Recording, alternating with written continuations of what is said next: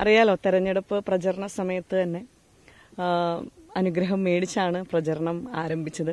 പിന്നെ കഴിഞ്ഞൊരു 6 വർഷക്കാലമായിട്ട് ഈ പ്രദേശം ഉൾക്കൊള്ളുന്ന ഒരു ജനപ്രതിനിധി ആയിരുന്നതുകൊണ്ട് തന്നെ ഒരു വിശ്വാസി എന്നുള്ള രീതിയിലും ആരാധനാലയങ്ങളിൽ സന്ദർശിക്കുന്നത് ഒരു പതിവുള്ള കാര്യമാണ്. അപ്പം നമ്മൾ പകുതി വെച്ചാൽ ഞങ്ങളുടെ പ്രവർത്തനവും ദൈവാനുഗ്രഹവും കൂടെ ഉണ്ടാവുക എന്നുള്ളത് തന്നെയാണ്. അപ്പം അത് ആവോളം അനുഭവിച്ചാണ് പോകുന്നത്. ഇനി മിനിറ്റുകൾ മാത്രമേ ബാക്കിയുള്ളൂ. ചെറിയ ടെൻഷൻ ഉണ്ടോ? ശരിയാണ്, വോട്ടെണ്ണൽ ഇപ്പം ഏകദേശം ആരംഭിക്കാൻ കാത്തിരിക്കുകയാണ്. ഒരു കാര്യം പറയാൻ ആഗ്രഹിക്കുകയാണ്. കഴിഞ്ഞ വാഹന പ്രചരണത്തിലും അതേപോലെ തന്നെ കുടുംബയോഗങ്ങളിലും ഞങ്ങളുടെ ഭവന സന്ദർശനങ്ങളിലും ഞങ്ങളുടെ സഹപ്രവർത്തകരെല്ലാം വീടുകൾ കയറുമ്പോഴും അമ്മമാർക്കരികിലെത്തുമ്പോഴും വ്യാപാരി സുഹൃത്തുക്കൾ വഴിയോരത്ത് കാണുന്ന എല്ലാ ആളുകളുടെ അരികിലെത്തി തെരഞ്ഞെടുപ്പ് പ്രചരണത്തിന്റെ ഭാഗമായിട്ട് വോട്ടുകൾ ചോദിച്ചെത്തുമ്പോൾ അവരെല്ലാം വലിയ പിന്തുണയാണ് UDF സ്ഥാനാർത്ഥി എന്നുള്ള രീതിയിലും പാർട്ടിക്കും മുന്നണിക്കും നൽകുന്നത്. അതിന്റെ ഒരു പിന്തുണ കൂടെ ഉണ്ടാകും എന്നുള്ളത് തന്നെയാണ് ഈ അവസരത്തിലും പറയാൻ സാധിക്കുന്നത്. പ്രതീക്ഷിക്കുന്നത് ജയിക്കാനുള്ള ഭൂരിപക്ഷം നമ്മൾ പ്രതീക്ഷിക്കുന്നു.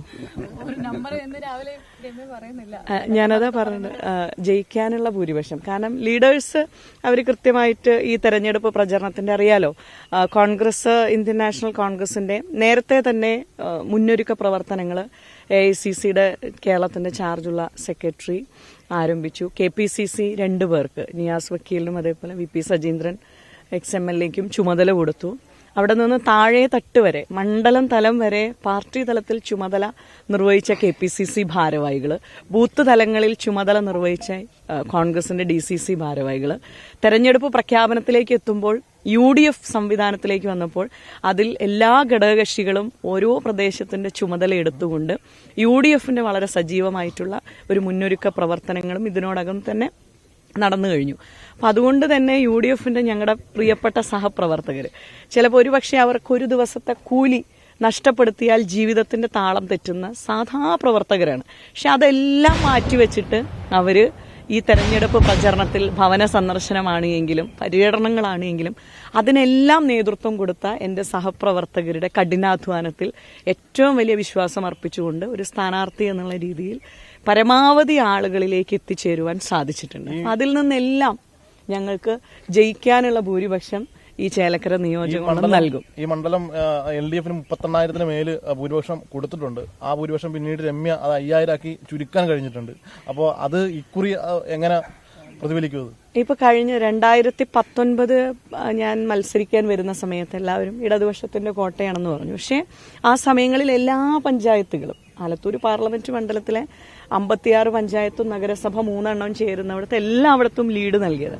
ആ സമയം എന്നോടൊപ്പം ചേർന്ന് നിന്ന നിയോജകമണ്ഡലമാണ് ചേലക്കര നിയോജകമണ്ഡലം. അതിനുശേഷം വന്ന അസംബ്ലി തെരഞ്ഞെടുപ്പിനകത്ത് 19 ഞാൻ മത്സരിക്കുമ്പോൾ വടക്കാഞ്ചേരി നിയോജകമണ്ഡലം മാത്രമാണ് UDFനൊപ്പം ഉണ്ടായിരുന്നത്. പക്ഷെ 2021 അസംബ്ലി തെരഞ്ഞെടുപ്പ് വന്നപ്പോൾ 7 നിയോജകമണ്ഡലവും ഇടതുപക്ഷത്തിനോടൊപ്പം ചേർന്നു.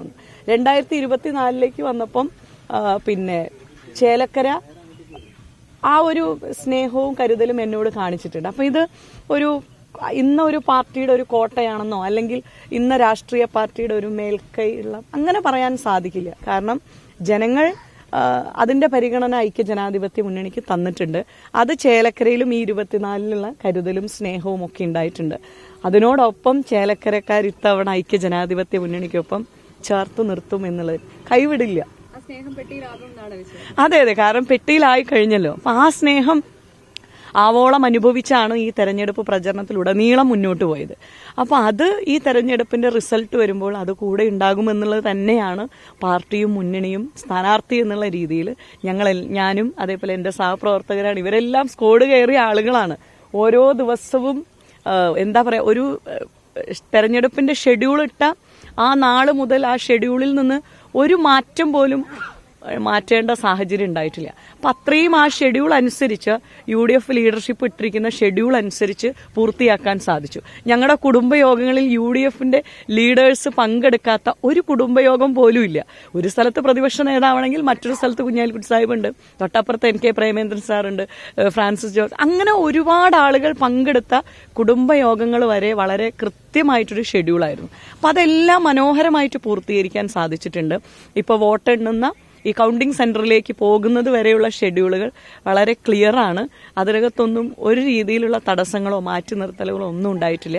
അപ്പം എന്തായിരുന്നാലും UDF-ന്റെ ഞങ്ങൾക്ക് ജനങ്ങൾ ആ ഒരു പിന്തുണ നൽകുമെന്നുള്ളത്. പിന്നെ എല്ലാവർക്കും അറിയാലോ, കേരളം ഇന്ന് ആഗ്രഹിക്കുന്നതും റിസൾട്ട്, ചേലക്കരയിലെ ഒരു റിസൾട്ട് കാസർഗോഡ് മുതൽ തിരുവനന്തപുരം വരെയുള്ള ജനങ്ങൾ ആഗ്രഹിക്കുന്നതും കോൺഗ്രസ് നാളെ അധികാരത്തിലേക്ക് വരുമ്പോൾ അത് ഭരിക്കുന്നതിന് വേണ്ടിയല്ല, ജനക്ഷേമ പദ്ധതികൾ, ഉമ്മൻചാണ്ടി സർക്കാരിന്റെ കാലഘട്ടത്തിൽ നടപ്പിലാക്കിയിരിക്കുന്ന ജനക്ഷേമ പദ്ധതികൾ അത് നടപ്പിലാക്കാൻ കോൺഗ്രസ് വരണം. അതിന് നേതൃത്വം കൊടുക്കുമ്പോൾ UDF നേതൃത്വം കൊടുക്കുമ്പോൾ ചേലക്കര നിയോജകമണ്ഡലം UDF-നൊപ്പം ഉണ്ടാകണം എന്നുള്ളതാണ് ആഗ്രഹിക്കുന്നത്.